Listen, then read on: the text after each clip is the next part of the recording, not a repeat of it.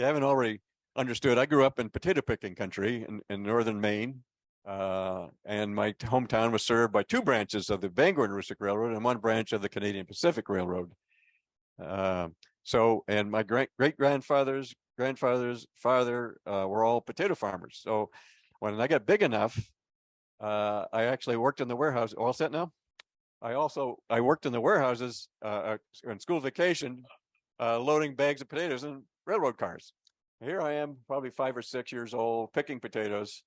We had at that era the nice, beautiful blue, white, and red boxcars. The railroad was very prominent in our economy.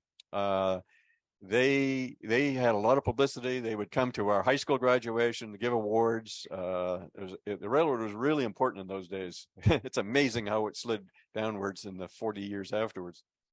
But that was all on mine. I went off to college, went off the Army, went off to do a whole bunch of other things, settled in Cumberland, had a very comfortable home, a nice family, had no thought of model railroading, none, zip, even though my brother and I had American Flyer S-scale in our day. We had a wonderful basement in the house, fortuitously, and only later on would I start to think about that as a place for a railroad. When my son, aged about 10, this is a couple of years after we had started, came to my room one night and he said, "Dad, I'd like to have a train set for Christmas." So I started buying model railroad magazines and starting to catch up with things. And we built a little railroad down in the basement, a couple of peninsulas, and it was based on what? The Bangor and Aroostook Railroad, of course. And that was the year they came out with BL2s, the Pro 2000 BL2s. And my wife was right on top of it. She got me one for Christmas. Us one for Christmas.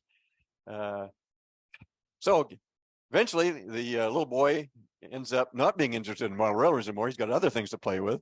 I'm still reading the magazine and sort of learning more, but I'm working full-time in a career. But then I changed careers, and I had some months coming up ahead of me, and I said, wait a minute, there's a convention in Kansas City. I'm not an NMRA member, but let me join, and I'll go out to this convention, see what it's like.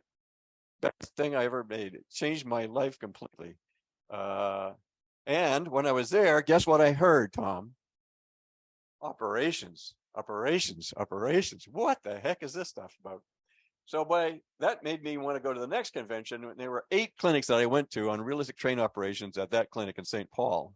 And I actually had signed up for my very first operating session.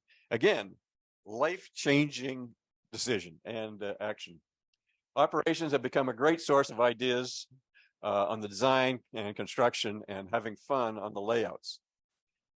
So if you haven't already kind of figured out, my main drivers in design of a railroad are history. I love thinking about the railroad, what it did, how it did it, what kind of equipment it had, how it affected other industries and the people who lived there, and realistic operations. Those are my 2 drivers. Tom, my accomplice in this whole matter, is thinking about scenery and structures and other kinds of things, so we go well together. And there's a little story we'll see about that. So along the way, taking that big basement, my friend Chip Falter, our friend, now departed, came up with this sectional scheme. I'd always wanted to do sectional because I never knew when my dear wife was going to say to me, "It's time to move." And that episode would come up shortly. So we built this idea. He had this sectional kind of plan.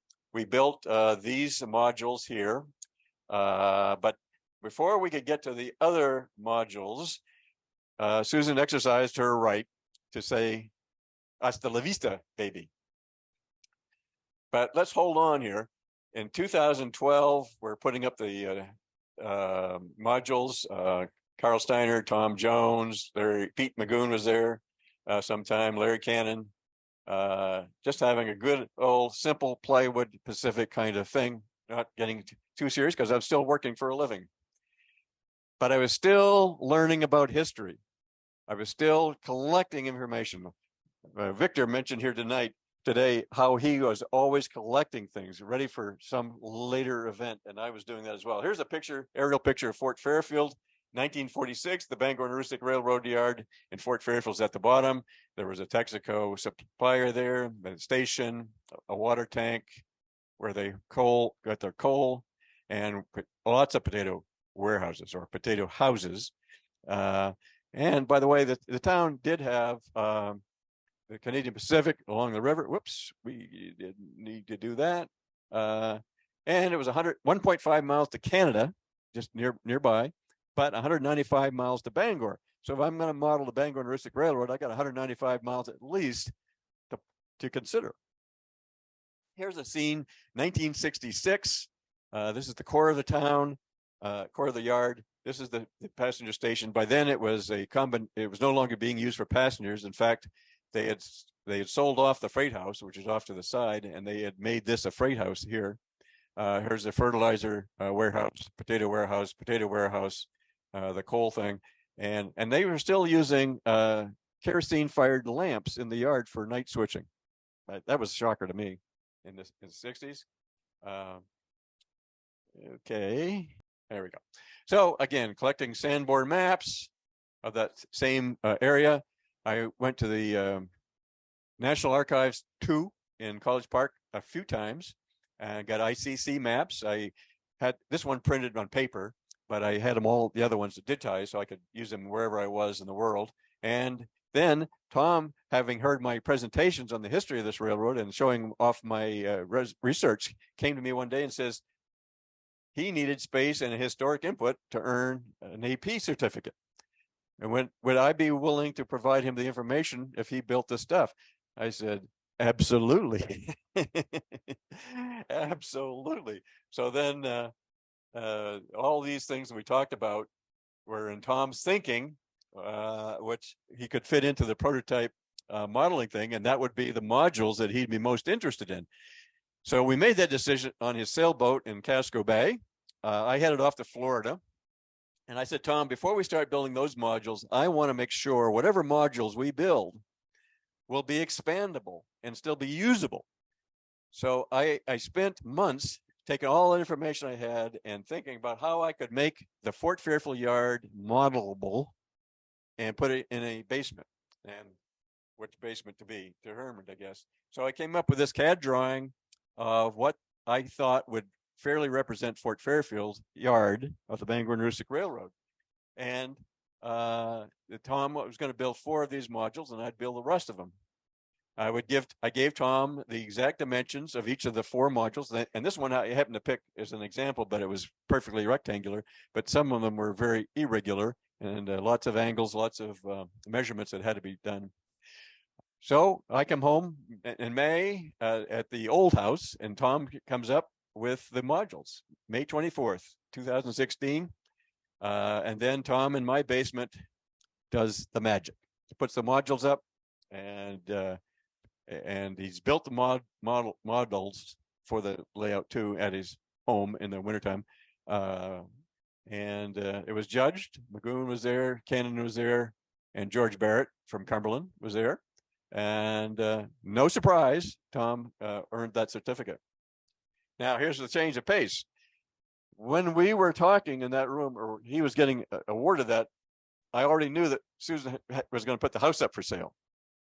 And as soon as that judging took place, we took the whole thing down.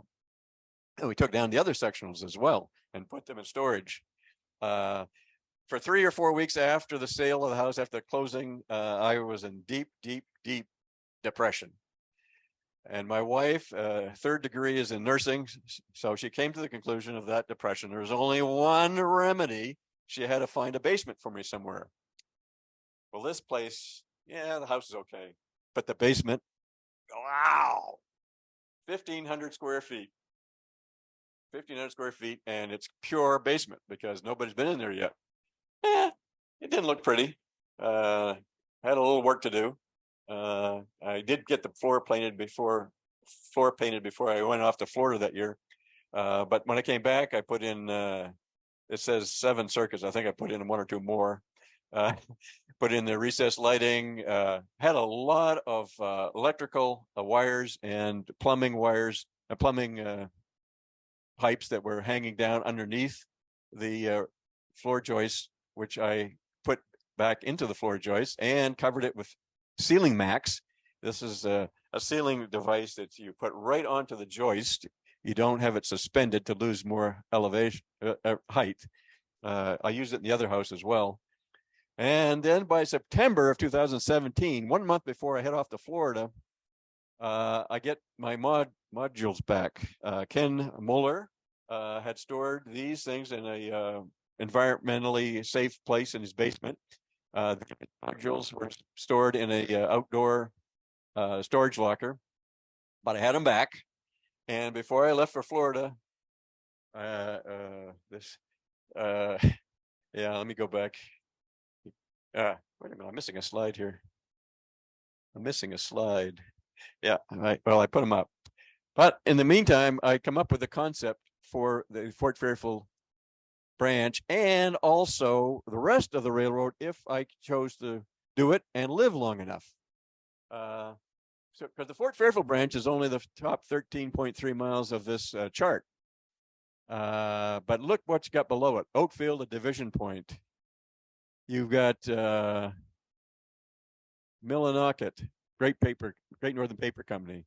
You've got the Derby shops, and you got Northern Main Junction, and you got Searsport down here. Wow, wouldn't it be great if you had a railroad that can incorporate all of those things in it? So I said, well, I'm going to start with the Fort Fairfield branch, but if I have time and want to go further, I want to have the room for it. I want to have the orientation right.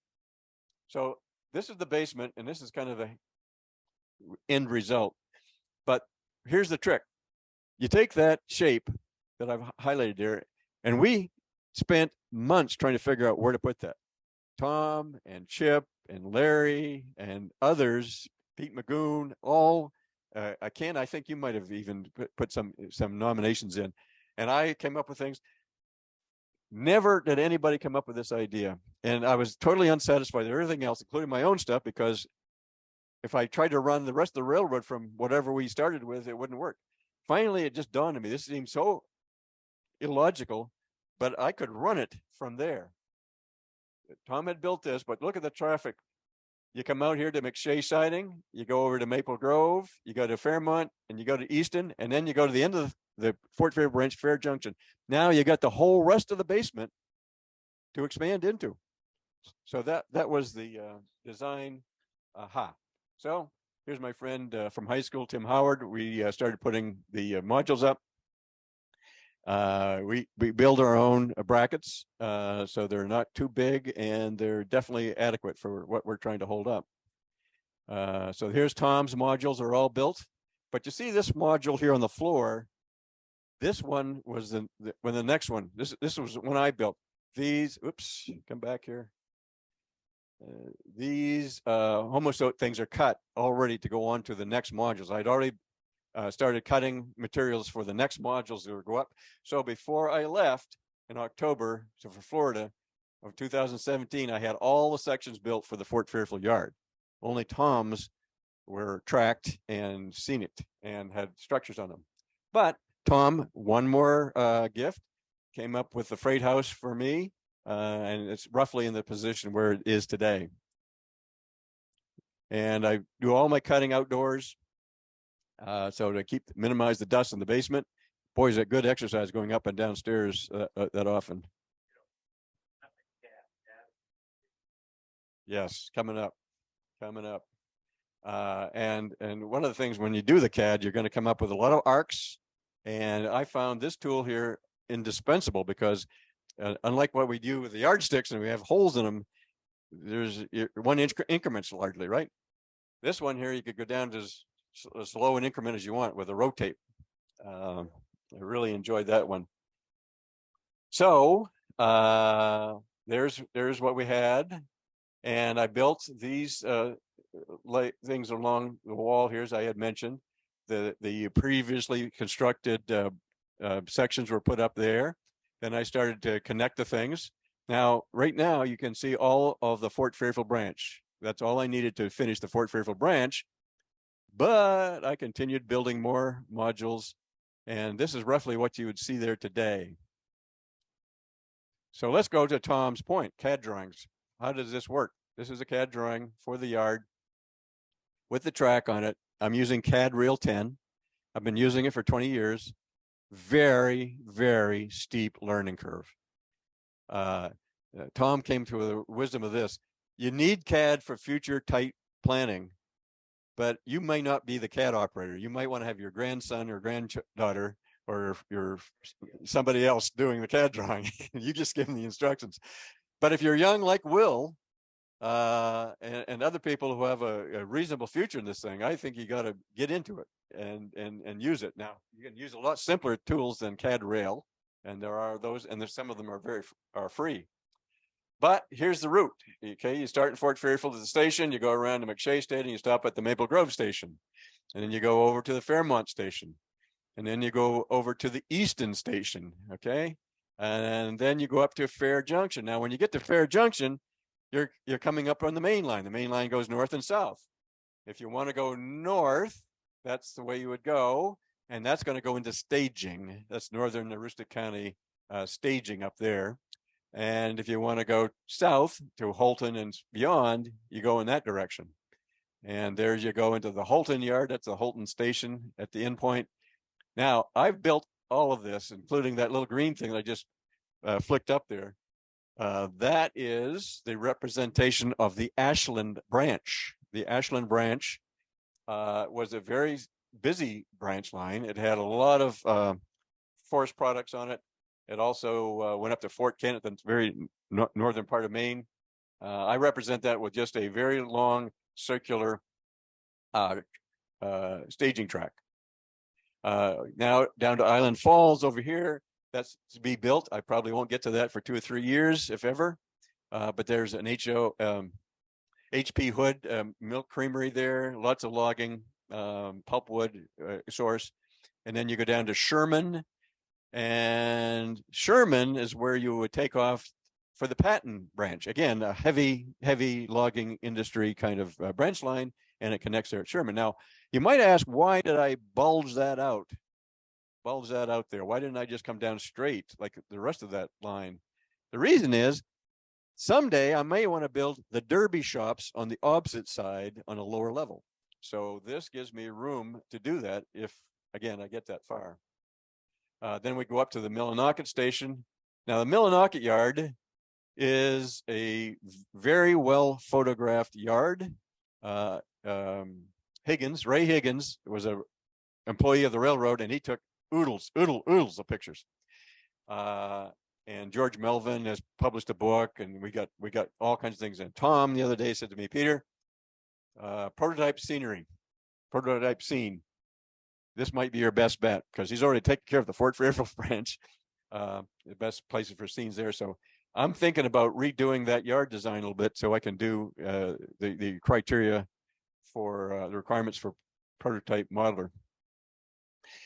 Now, that's the end of the single level. And again, from a safety point of view, to make sure I had room, if I wanted to expand, I then tried to plan the bottom visible level. And it starts out right under Fort Fairfield yard exit. So it's down several inches below that. And it also goes through the staircase out to a point. That point is a very key intersection, because from the Millinocket yard, if you want to go to the Great Northern Paper Mill, you take that track. And that is, again, a very, very interesting scene. I've kind of modeled it the way I've drawn it like I would like to model it. It's very prototypical, probably missing a few of their buildings, but the main parts are there. And then if you go on the main line and continue, you get to a place called North Twin Lake. This is where the Great Northern Paper Company had a very interesting little turnout, so that you could drop your logs, pulpwood logs, right into a stream that would bring them right into the mill, and they would be ground up. So that's a scene to put in. And you get down to Brownville.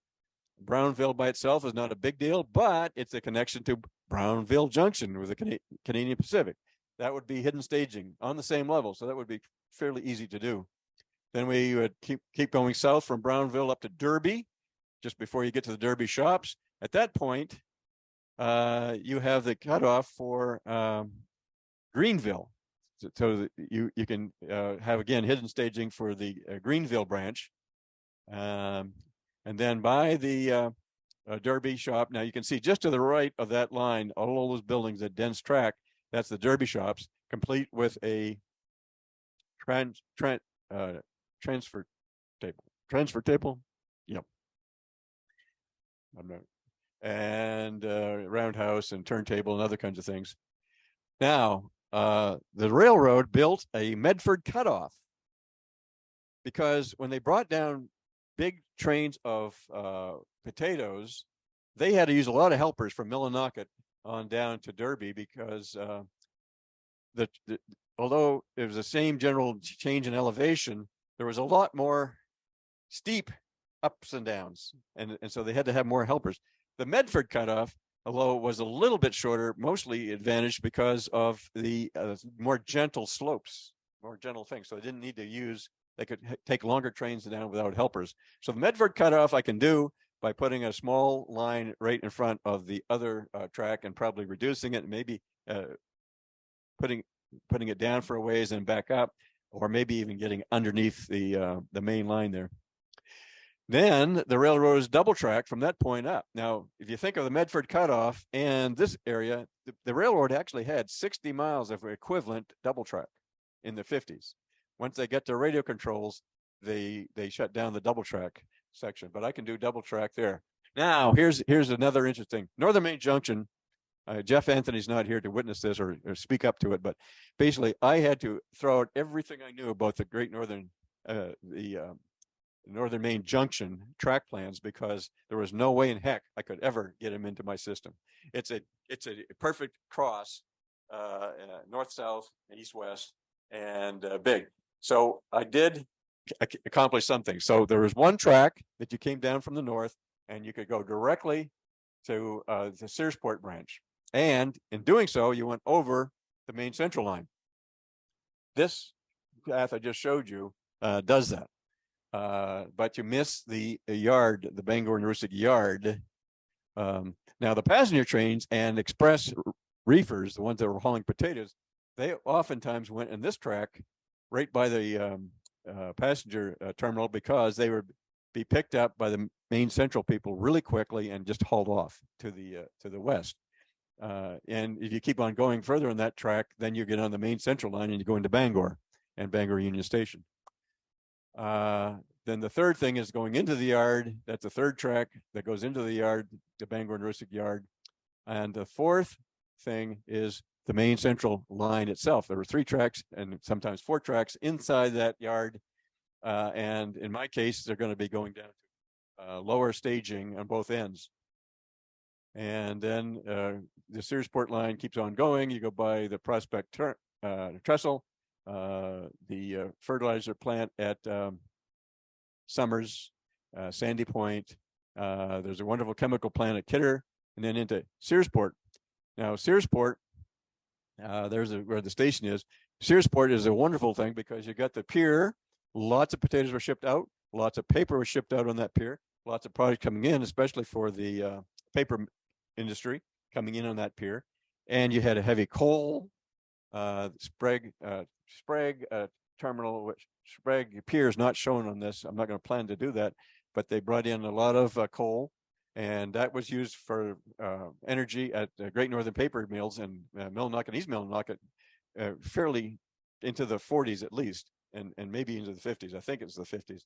And Loring Air Force Base. When Loring Air Force Base was built in limestone, they used coal in their heating plant for the first 10 or so years. So I got a lot of coal. It's going to come out of Searsport and Northern Maine if I build that fire. And then you had the petroleum tank field, especially when the air base was built, before they could get the underlying for jet fuel up there. They hauled a lot of petroleum products up to Loring Air Force Base. So those are all in Searsport. Staging, my top level staging would look something like this. And then I mentioned the Ashland branch staging is actually, you come down from Oakfield, you go down, down, down, you're underneath, and then you come back up. And I can hold 3 4 trains in there because I'm going to have relatively short trains. And then the other staging was the Brownville Junction and the Greenville branch over here. I didn't show it, but the other staging would be Patton's branch is in here. And there's the under the very lowest level would be the staging level for Main Central. Remember the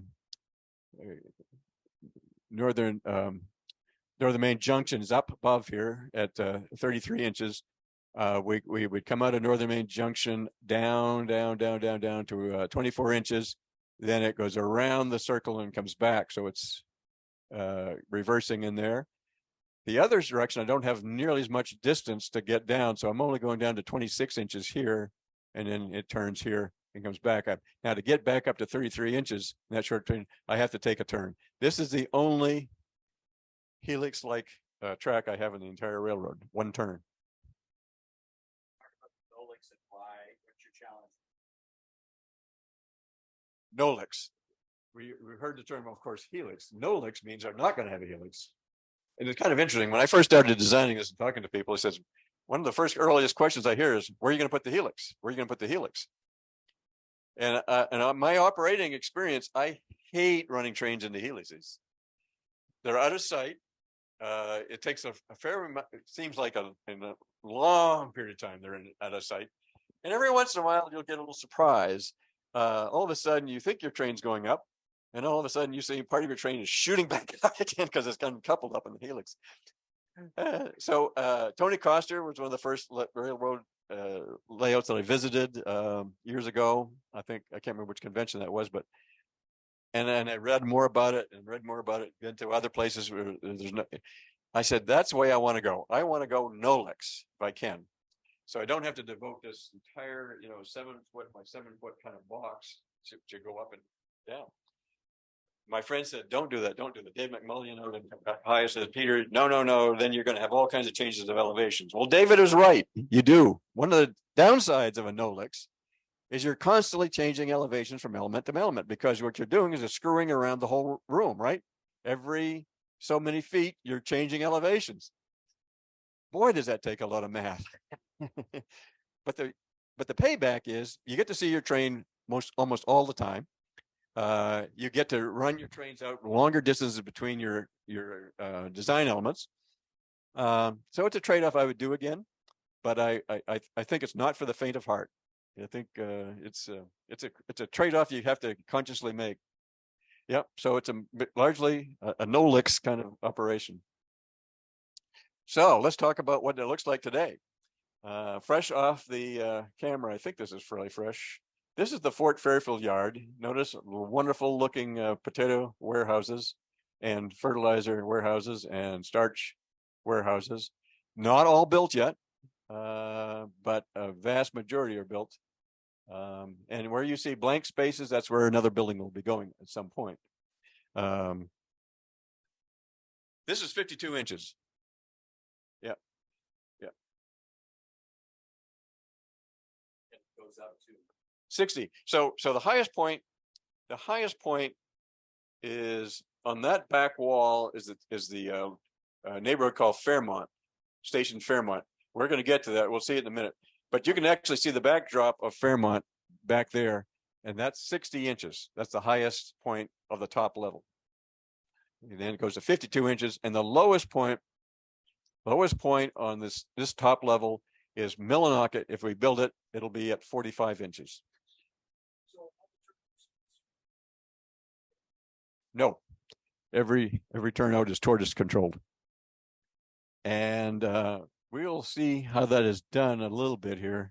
You see, I have these charts on we'll have them every place we're going to have turnouts, so you'll know if you want to move a certain turnout, and it's going to have a little number on a little tack at the point, and it'll say 443. So you come over here, 443 is in that one. You put that in your throttle, hit 443, close, turn, close or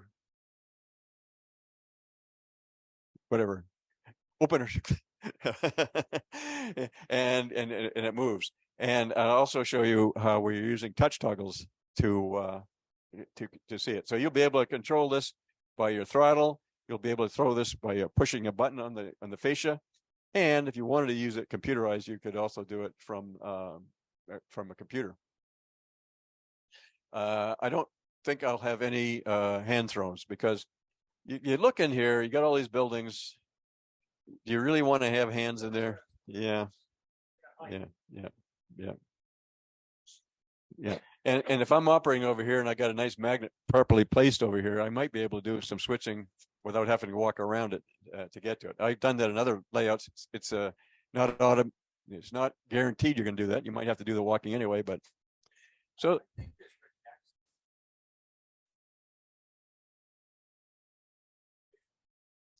Yeah. Yes. Several of them. Yes. Yep. I will be using magnets. Yep. I haven't installed any yet, but I have bought a lot to put down. I toyed with the idea many years ago of putting the magnets underneath the track so you didn't see them. To me, I wasn't getting the reliable operation that I wanted. They would uncouple when I didn't want them, and they would not uncouple when I wanted them to. So I'm going with the ones that laying on the ties. I've used that in other layouts, great success. They don't look pretty. And if you want to take pictures, I guess you can always take them off and take pictures, then put them back on. Yeah.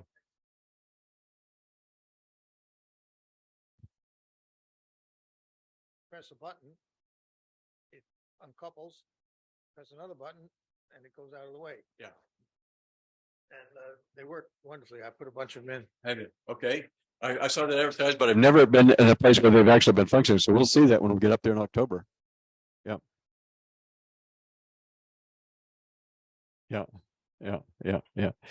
In the years past, I bought the ones where you could push a button and an electric magnet would work, and it was not worth the frustration. So that's a little closer up view and more of the same. As I mentioned, we've got 24 warehouses built, 7 more warehouses to be built, and I think, Tom, I know you've got some building plans in hand. Now, I got to tell you a secret. The reason we have so many buildings built, besides Tom being just a perfect gentleman, is he has 2 knees, and one was operated a year or 2 ago, and then the other one was operated on last year. So during that time period, he has not been able to go skiing with his grandchildren in the wintertime. I'm in Florida enjoying the warm weather, and he's up there building my warehouses. But he's only got 2 knees. I'm not sure what's going to be the excuse going forward.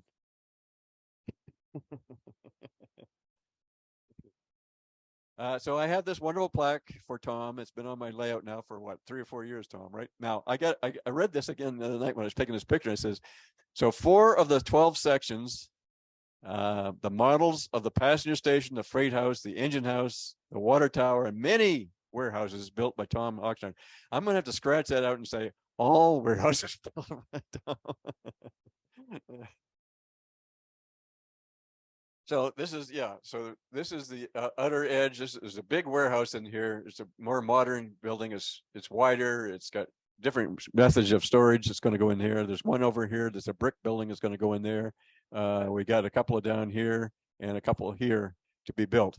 Building a wharf up front here. But that's and that's from the other view. Tom, anything you want to say about this work so far?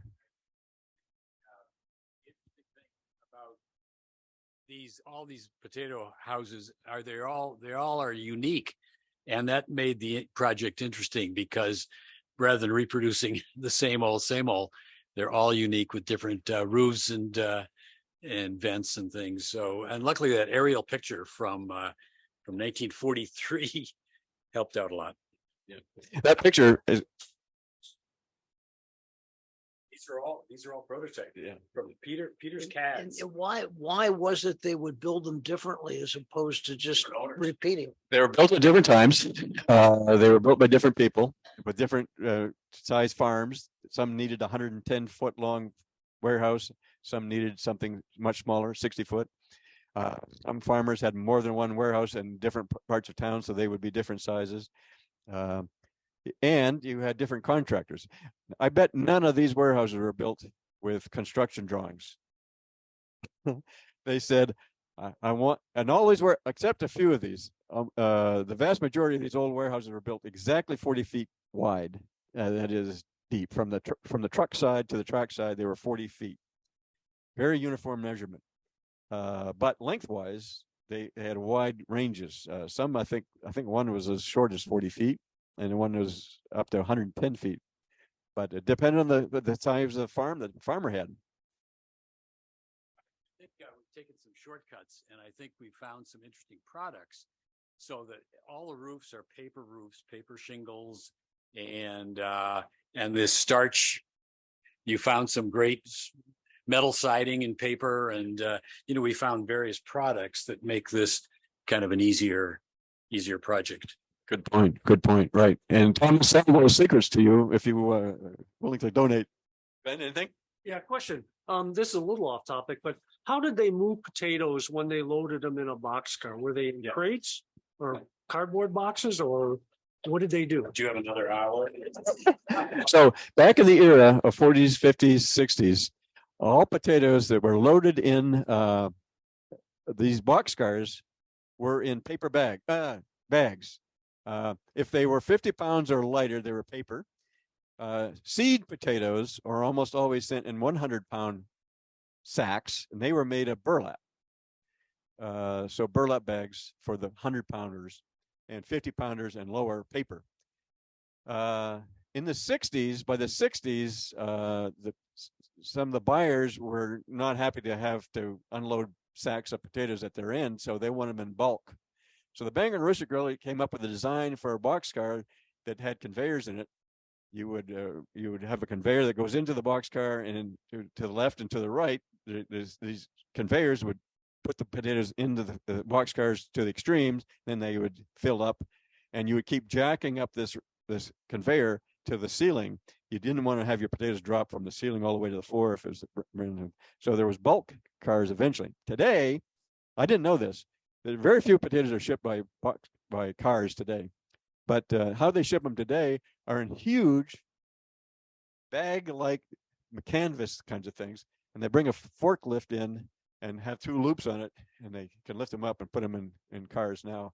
I just saw a picture of that in the last year or two when Maine potatoes were shipped amazingly to Oregon and Washington because they were short of potatoes for processing, and Maine potatoes growers had more potatoes than they could possibly sell on the East Coast. So different ways of shipping. Okay. Yeah. There's Tom's fantastic model. Again, very accurately done. He and I wrote an article that we published in the RMC. This probably, Tom, is the only structure, this little shed for the petroleum plant, probably the only structure that was not scratch built, right? That was a kit that you found, a Walters kit. Yeah. And there's the freight house. Now, the freight house, how did I get that? Again, I was in Washington at the National Archives, and I was looking for structures along the Fort Fairfield branch. And this was built in the 1895 or 96, and they had this plan in there. And then the ICC survey came along later and drew it up. And so we had the dimensions because the building no longer exists. I was a frequent person inside this building, but I had no idea we'd ever build a model of it. But we had the dimensions, and you'll notice because of the street angle out front, the front of the building is at an angle. And we've accurately modeled that, haven't we, Tom? There's the doors. Now, notice that the doors are not as distant as you would think they were, because this was back when the rolling stock was shorter. So they're about 32 feet apart, center to center, something like that. And there's the end. And because of the roof, I had to come up. So my CAD drawing basically figured out what this length would have to be to make the roof look right. Again, we got a roof that's going to be at an angle also at the end. But I was able with my CAD drawings to help Tom figure all that out. And this is an unfinished picture of the model, but you can see the angle of the roof. Now for the potato warehouses, again, some had dormers. Some had dormers that came out over the edge so they could load potatoes by hoisting up from the street. and they had different, they would have different type styles of vents. I would describe which kind of vents to put and where to put them up here, how far the doors are apart. Sometimes we could put a blank wall in because it was going to go right up against another warehouse. Sometimes we had to put clapboard siding, and sometimes we had to put a concrete firewall next to them. So all those things were spelled out so that Tom could build them accordingly. This is how I control the turnouts. We have the stationary decoders here, so I could just use my cell phone basically do it. By the way, my cell phone works better than any throttle for this purpose. By the way, you can get that Wi-Fi interface now for $66 at Yankee Dabbler. Then we use the touch toggle translators, and these wires. This is not finished by any means. These will go to the panel, fascia panel, so we can touch them. And I'll show you an example of what that looks like in a minute. And the back, I use Cat5 wires. So I've got 8 wires. I can go to a group of 4 tortoises out there in the field and connect them up. And those holes are the same holes, just from different sides. And Y throttle, these are the things I've been using. Okay, let's take a trip around the room. This is the McShay siding area after we come out of the staircase. This is in McShay siding, simple little thing.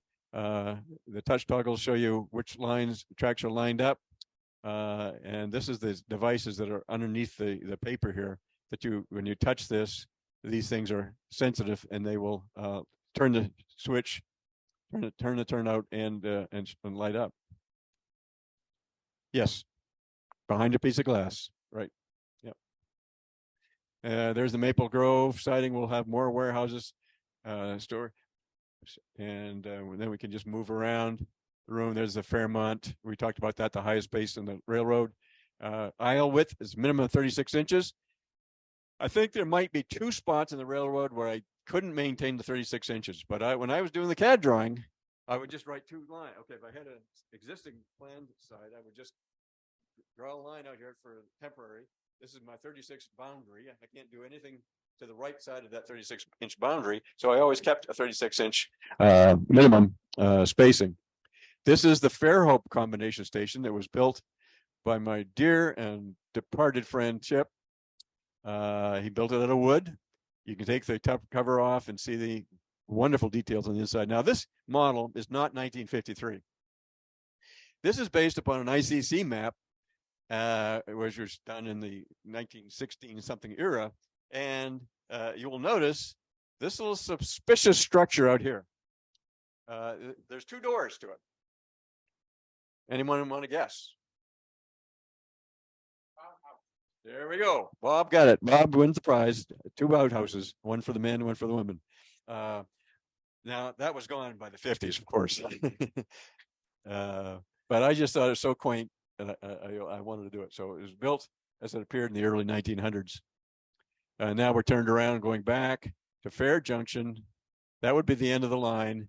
If I went in this direction, I'd go north to Prescal, Caribou, Loring Air Force Base, etc. If I went in this direction, now I'm going on the main line south to the rest of the railroad. South to Holton, around. This is Holton. Holton's in a L-shaped thing. It's around the corner to the right. There's the other part of Holton. Then you come around Holton. Now you can see underneath this track where the Ashland branch hidden staging is. It's on this level down here. And you can see how that incline, you can barely see underneath it, how that incline goes down to the Ashland branch staging. Now we're over to Oakville, and that's the division point. That's the end of the bench work of the top. So this is where I am today. There's no track on that. I hope to have that tracked all this summer. And then beyond Fair Junction, someday I hope to be able to build the line that goes up to the staging for northern Aroostook County here.